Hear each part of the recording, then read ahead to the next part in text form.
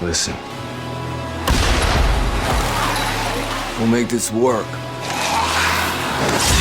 I love what I do. I think, you know, the only thing better than Walking Dead is more Walking Dead in my book.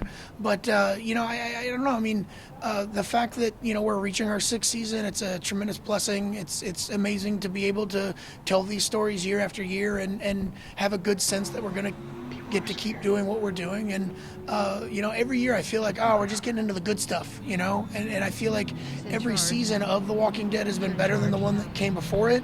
And I'm hoping that Fear will be the same thing. We're knee deep in our 2nd season right now, and the stuff that we're working on right now is just really exciting and also very different. He may offer food,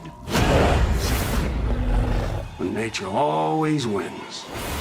And aside from being very different from The Walking Dead, it's also very different from season 1.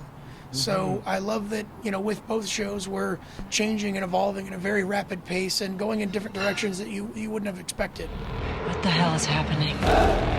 Where are you? I gotta go. Walking Dead, Fear the Walking Dead, they're not really about the zombies, you know? If you want to tell, I mean, for me, telling a story about human beings struggling after the apocalypse, trying to survive, I could tell those stories for 100 years. I mean, that's just a wealth of information and conflict that just kind of naturally comes that to me is fascinating. So, you know, the zombies to me have always been a backdrop. They've always been a prop, you know, that makes the stories a little bit more interesting.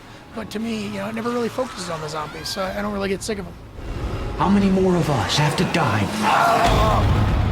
before we do something? The audience feedback is a tremendous amount. It's a tremendous part of the motivation, I guess, that comes from you know, from doing all this stuff. I think you know, knowing that there's so many eyeballs, knowing that there's so many people that care, you know, about this thing, that are watching it, that are reading it, that are playing it.